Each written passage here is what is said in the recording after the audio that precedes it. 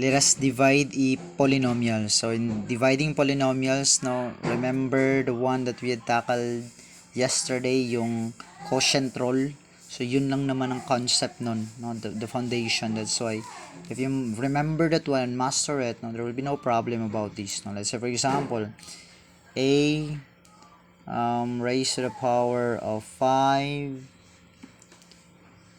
b raised to the power of 2 over a raised to the power of 3, then b equals. So yun lang yung tanong. So we just divide. Again, iisa-isahin natin tong variables. In fact, magkatulad din sa multiplying polynomials. Dito, I mean, kung sa multiplying polynomials, multiply natin yung coefficient to coefficient, then saka variable to variable, same dito.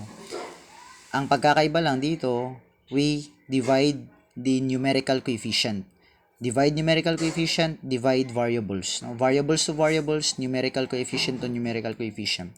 So in this case, so pag walang nakasulat dyan, understood na ang numerical coefficient is 1. Dito din 1. So 1 divided by 1 is equal to 1, no? In algebra, if it is understood as 1, pag merong variable, we don't need to write that. Pero kung hindi yan 1, it is a must to write. Okay? Again, 1 numerical coefficient, 1 divided by 1 is equal to 1.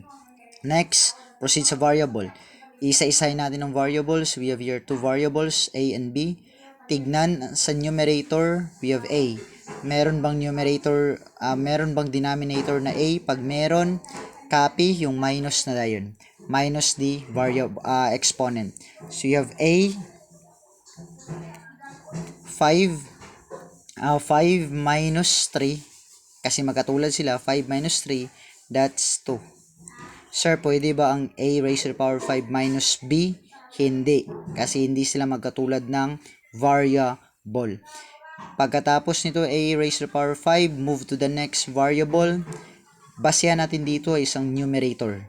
So we can cancel this out already because we subtracted it, no? Wala nang natira dito. 5 minus 3 is equal to 2. In other words, mas labaw ang numerator kung compared sa denominator. Next, we have b raised to the power of 2. Meron bang b sa ibaba sa denominator? Pag meron, subtract. Copy the base, then subtract the numerator. I mean, exponent. 2 minus, pag walang nakalagay, understood na merong 1. So, 2 minus 1 is equal to 1. Pag 1 na yan, pwede nang hindi ilagay ang exponent. Okay, so our final answer is a squared b.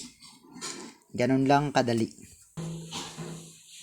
Another example, we have a